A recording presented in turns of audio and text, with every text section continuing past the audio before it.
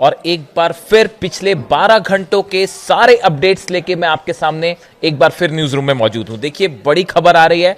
देखिए इस वक्त की बहुत बड़ी खबर, एक बार फिर डोनाल्ड ट्रंप के ऊपर हमले की कोशिश की गई है। व्हाइट हाउस के बाहर जबरदस्त गोलीबारी हुई। बताया जा रहा है कि 20 राउंड फायरिंग हुई और जब ये फायरिंग हुई उस दौरान डोनाल्ड ट्रंप व्हाइट हाउस में मौजूद थे। जो खबरें आ रही हैं उनके मुताबिक 2 हमलावर थे, जिसमें एक का नाम नासिर बेस्ट बताया जा रहा है। 2 हमलावर व्हाइट हाउस के करीब पहुंचते हैं। पेंसिल्वेनिया एवेन्यू जो कि व्हाइट हाउस से बिल्कुल लगा हुआ है, 17th स्ट्रीट, उसके पास पहुंचते हैं और अचानक चेक पॉइंट के पास आने के बाद गोलीबारी शुरू कर देते हैं और 20 राउंड फायरिंग की गई। और उसमें जो है उसके बाद जो वहां सुरक्षा कर्मी थे उन्होंने तुरंत रिस्पांस दिया और 2 हमलावरों में से एक हमलावर को मौके पर ढेर कर दिया गया, लेकिन दूसरा जो है वो घायल हो गया है और उसे अस्पताल ले जाया गया है। अब सवाल यह है कि ये दोनों लोग कौन थे और इन्होंने हमला क्यों किया, इसकी फिलहाल जांच जारी है। लेकिन बताया यह जा रहा है कि निशाने पर डोनाल्ड ट्रंप थे और ये दोनों हमलावर व्हाइट हाउस में अंदर घुसने की कोशिश में थे और वो डोनाल्ड ट्रंप पर हमला करना चाहते थे। इस तरह की खबरें निकलकर सामने आई हैं। अभी हाल ही में हमने देखा था कि करस्पॉन्ड डिनर में हिल्टन होटल में जिस तरह से फायरिंग हुई थी उसकी तस्वीरें सामने आई थी। चुनाव प्रचार के दौरान डोनाल्ड ट्रंप पर हमले हुए थे और अब ये तीसरा मौका है जब व्हाइट हाउस के बाहर गोलियां चली है और वो भी 20 राउंड। अब सवाल ये है कि आखिर ये घटनाएं बार बार क्यों हो रही हैं और डोनाल्ड ट्रंप किसके निशाने पर हैं? क्या इस हमले का ईरान जंग से कोई लेना देना है? जिस तरह से ईरान को लेकर हालात बने हुए हैं, क्या ये उसका गुस्सा है जो बार बार देखने को मिल रहा है? और इसके अलावा देखिए तमाम बातें हैं, ये भी कहा जा रहा है, इस तरह की बातें भी सामने हैं कि क्या ये जो हमले हो रहे हैं ये किसी तरह का पब्लिसिटी स्टंट तो नहीं है? इस तरह के सवाल भी लगातार उठाए जा रहे हैं। फिलहाल एक हमलावर मारा जा चुका है, दूसरा घायल है। पुलिस की तरफ से पूछताछ हो रही है और उसके बाद कुछ देर में शायद ये बात सामने आई कि आखिर ये हमला क्यों हुआ है। लेकिन जिस तरह से ये हमले की तस्वीरें सामने आई उससे पूरा अमेरिका एक बार फिर दहशत की गोद में है। देखिए बड़ा सवाल ये भी उठता है कि 2 हमलावर व्हाइट हाउस के इतने करीब पहुंच जाते हैं, उनके पास बैग है, बैग में गन है, 20 राउंड से ज्यादा उन्होंने फायरिंग की। ऐसे में व्हाइट हाउस और ट्रंप की सुरक्षा को लेकर भी तमाम सवाल उठने लगे हैं कि आखिर ये हमलावर व्हाइट हाउस के इतने करीब कैसे पहुंच गए? क्या इनकी कोई चेकिंग नहीं हुई? और खासकर इन हालात में जब ईरान के साथ जो है वो इतना तनाव देखा जा रहा है। देखिए जो खबरें आ रही हैं उसके मुताबिक डोनाल्ड ट्रंप बेहद तनाव में चल रहे हैं।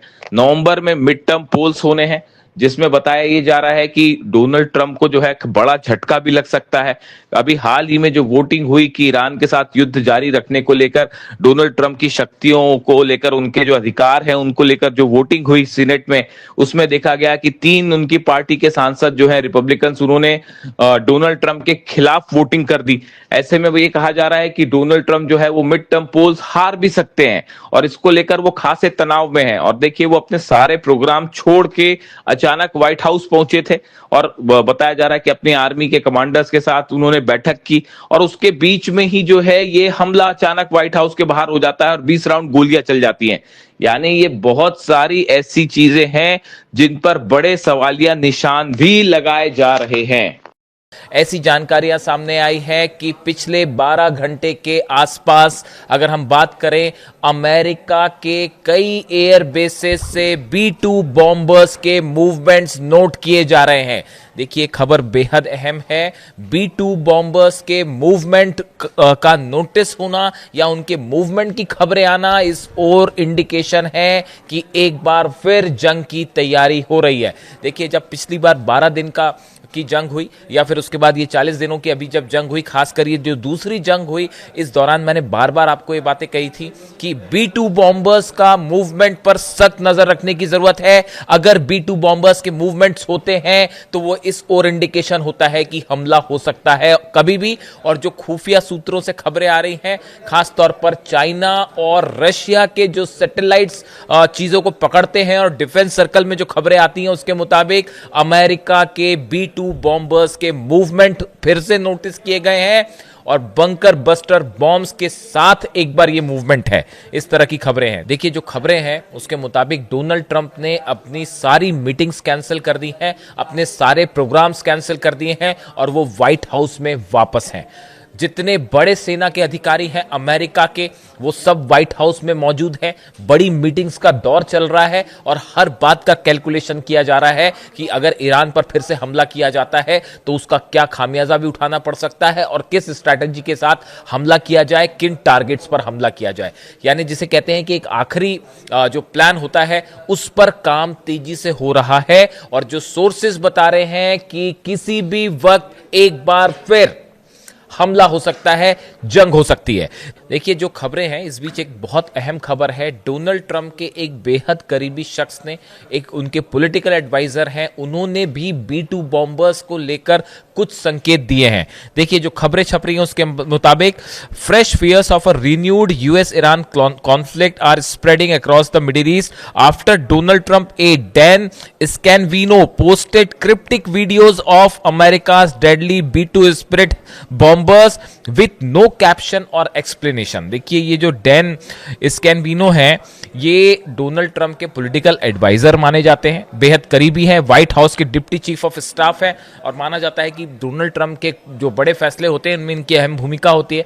इन्होंने B2 बॉम्बर के साथ एक पोस्ट डाला, उसमें कुछ नहीं लिखा, सिर्फ तस्वीर डाल रखी है जो बहुत गंभीरता से ली गई। देखिए क्या होता है जब आप वॉर कवर करते हैं या वॉर के बारे में वीडियोस बनाते हैं तो आपको कई सारी चीज़ों को एनालाइज करना पड़ता है कि जैसे फॉर एग्जांपल अली खामनेई साहब थे तो उनके जो कुछ करीबी लोग हैं उनकी वो एडवाइसेस हमेशा बेहद गंभीरता से लेते थे, चाहे अली लारिजानी साहब हों या दूसरे करीबी लोग हों, उनकी वो एडवाइसेस बड़ी गंभीरता से लेते थे। तो किसी भी लीडर के आसपास कौन उनके मिलिट्री एडवाइजर्स हैं, कौन उनके इकोनॉमिक एडवाइजर्स हैं, इनका बहुत महत्व होता है। और जंग होगी या नहीं होगी इसमें उस डोनाल्ड ट्रंप के फैसले से ज्यादा अहम है कि उनको एडवाइस करने वाले लोग क्या कह रहे हैं। अगर आप इस पे नजरें बनाए रखें तो आपको एग्जैक्ट एक आइडिया हो जाता है कि ये हमला होगा और कब तक होगा।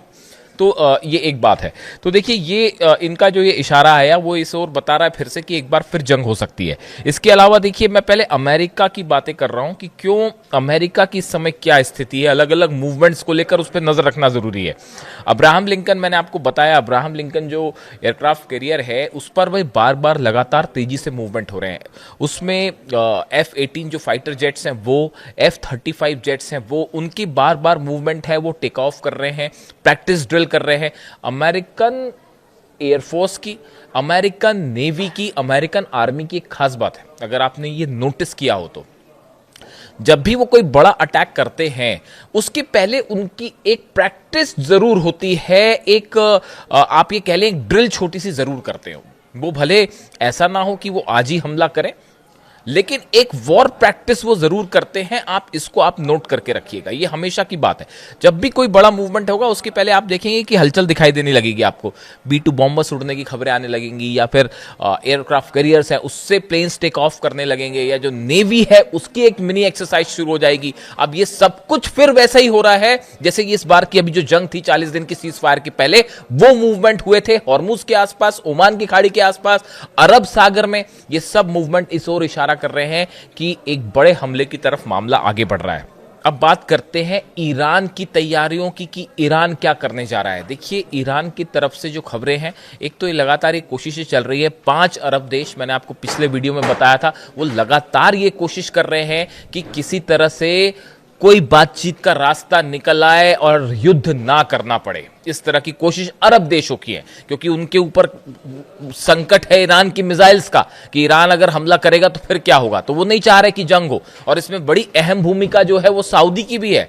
जो खबरें अब आ रही हैं उसके मुताबिक मोहम्मद बिन सलमान नहीं चाहते कि किसी तरह का हमला ईरान पे हो। देखिए ये बड़ी डेवलपमेंट है, मैं पिछले 3-4 वीडियो में ये बात कह चुका हूं और ये बड़ी नोटिसेबल बात है। देखिए पहले ये माना जाता था, इस तरह की खबरें आती थी कि पूरे मिडिल ईस्ट में एक छोर पर सऊदी खड़ा हुआ है, एक छोर पर ईरान खड़ा हुआ है और दोनों को आपस में लड़ा के अमेरिका जो है वो हमेशा दोनों को लड़ाने की कोशिश करता है और यहां पे रिसोर्सेज पर कब्जा करने की कोशिश करता है। इस तरह के एक्सपर्ट्स अपनी राय देते थे। लेकिन इस 40 दिन की जंग के बाद, ये जो दूसरे जंग हुई अभी 12 दिन की जंग के बाद, ये अभी इस वक्त की जो जंग हुई, इसके बाद से सऊदी के स्टैंड में खासा परिवर्तन आया। उसकी बड़ी वजह ये है, दो वजह है उसकी। पहली बात तो ये कि सऊदी को ये बात समझ में आ गई है कि भाई हमारी रक्षा करने के लिए तो ना अमेरिका आ सकता है और ना इजराइल हमें बचा सकता। बात नंबर एक। बात नंबर दो, मोहम्मद बिन सलमान अपना जो प्लान लेके चल रहे हैं 2030 का, इकोनॉमिकली जो है वो मजबूत बनाना है सऊदी को और एक बड़ा रोल प्ले करना चाहते हैं। वो प्लान पूरी तरह से ध्वस्त हो जाएगा अगर ये जंग होती है। बात नंबर तीन, इजराइल और सऊदी के बीच में खासा डिफरेंस ऑफ ओपिनियन देखा जा रहा है इस जंग को लेकर। जहां नेतन्याहू चाहते हैं कि हर कीमत पे जंग हो जाए, वहां मोहम्मद बिन सलमान इस बात को लेकर राजी नहीं है। वो इजराइल के इस बढ़ते प्रभाव से भी सहमत नहीं है। तो ऐसी स्थिति में एक बड़ा फंडामेंटल चेंज है ये कि सऊदी के आप स्टैंड्स देखिए, वो नहीं चाह रहा फिलहाल कि ईरान पर हमला किया जाए। तो 5 देशों की एक कोशिश है। जनरल मुनीर ने जो बात की नहीं की वो एक अलग बात है, वो आप अलग से देख सकते हैं। लेकिन देखिए, इस बीच में जो बड़ी खबर यह है कि ईरान ने अपने एयर स्पेस का कुछ हिस्सा बंद कर दिया है। ये वो हिस्सा है एयर स्पेस का जहां पर ईरान ये मान के चलता है कि यहां पर हमला होना तय है, अमेरिका के टारगेट्स लॉक हैं। वो सब जान रहे हैं, अगर आप थोड़ा सा रिसर्च करें आप सब जान रहे हैं इस्फहान पर बड़ा हमला होने वाला है। इस्फहान, और उसके लिए तैयारी करी है जबरदस्त ईरान ने। स्पेस, एयर स्पेस का वो हिस्सा बंद है जहां से टॉमहॉक मिसाइल्स अंदर आ सकती हैं, F-35 जेट्स अंदर आ सकते हैं, वो स्पेस बंद किया गया है। इसके अलावा ईरान ने अपने नए टारगेट्स तय कर लिए हैं और ये बार बार बात ईरान की तरफ से कही जा रही है, आरजीसी की तरफ से कही गई, ईरान के विदेश मंत्री अब्बास अराक्ची साहब की तरफ से कही गई, ईरान के जो नेता हैं अलग अलग उनकी तरफ से, पॉलिटिकल लीडर्स की तरफ से बात कही गई कि हमने अपने टारगेट्स लॉक कर रखे हैं। अगर अमेरिका ने हमला किया तो इस बार बड़ा सरप्राइज मिलेगा, नए टारगेट्स पर हमला होगा। ये नए टारगेट से क्या मतलब है? देखिए, अभी तक था कि ईरान ने जो है वो 2-2.5-3 हजार की रेंज वाली मिसाइल्स फायर की, लेकिन अब ये माना जा रहा है कि ये मिसाइल्स यूरोप तक जा सकती है और अमेरिका के उन मिलिट्री बेसिस पर अटैक हो सकता है जो अब तक नहीं हुआ, जो अब तक निशाने पर नहीं आए। इसी को बार बार कहा जा रहा है ईरान की तरफ से कि हम सरप्राइज देंगे, नए निशाने पर हमले हो सकते हैं। एयर स्पेस बंद है। इसके अलावा आप देखिए, बाबल मंदेब को लेकर बड़ी खबर है। हूती की तरफ से बयान आया है, हूती के जो चीफ हैं उनकी तरफ से बयान आया है, अब्दुल मलिक अल हूती की तरफ से, कि अगर किसी भी तरह का कोई भी हमले की कोशिश हुई तो उसका नतीजा होगा फौरन बाबल मंदेब बंद कर दिया जाएगा।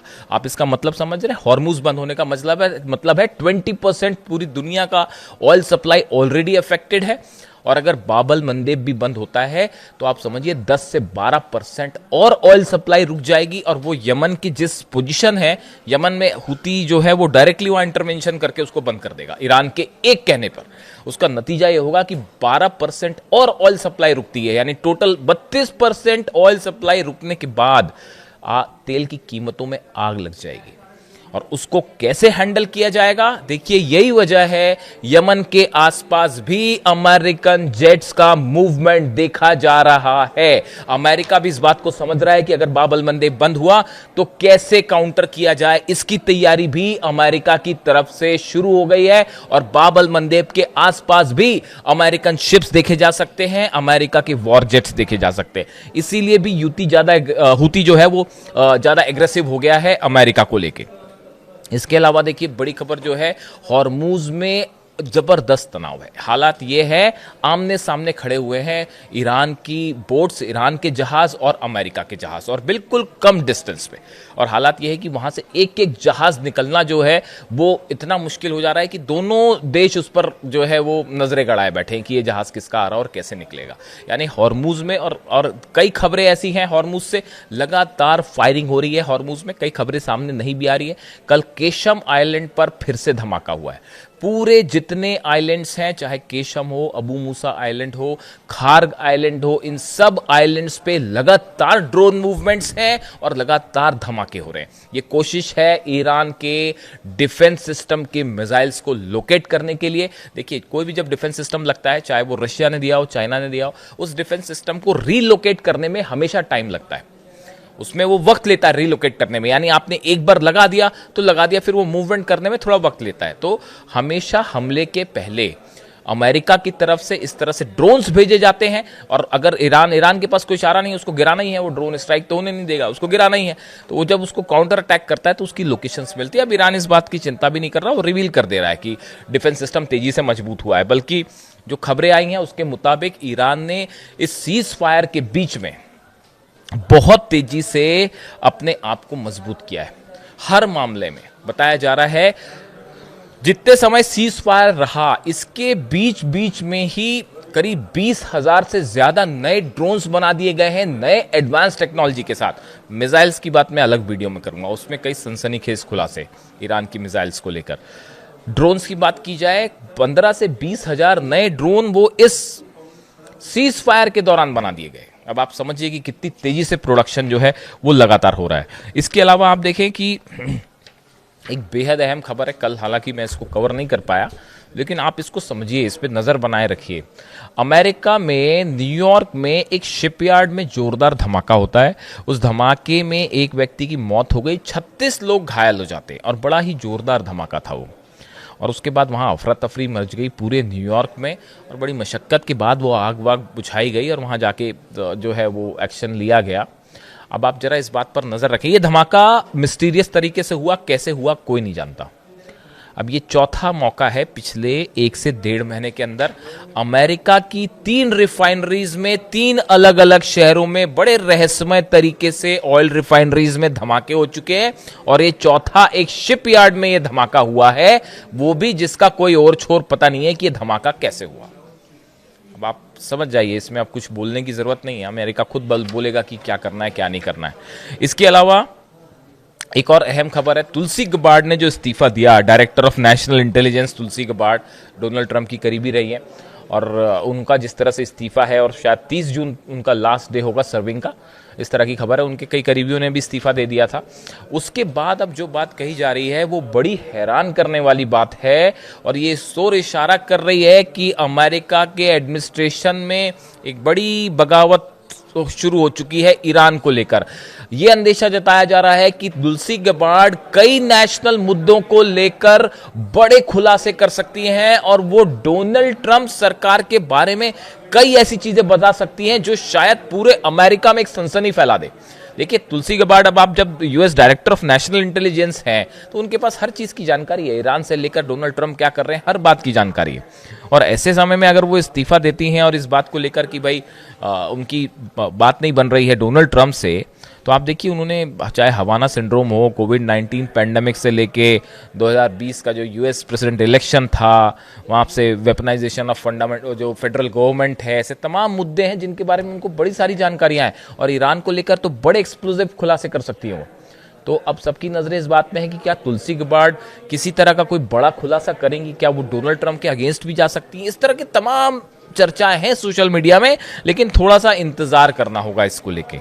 लेकिन बात हमने जहां से शुरू की थी, देखिए हकीकत यह है, बातचीत वाली बात जो होती रहे, बातचीत आगे बढ़ रही है, अब बातचीत अच्छी हुई, अब बातचीत कैंसिल हो गई, अब जो है कोई बात नहीं होगी, ऐसे तमाम वर्जन्स हम देख रहे हैं बड़े लंबे समय से, जो कि बार बार सामने आ रहे हैं। लेकिन एक आखिरी कंक्लूजन ये है, ईरान की 9 करोड़ जनता ने ये साफ ऐलान कर दिया है कि हम किसी कीमत पर अपना यूरेनियम नहीं देंगे, जिसको जो करना है वो कर ले।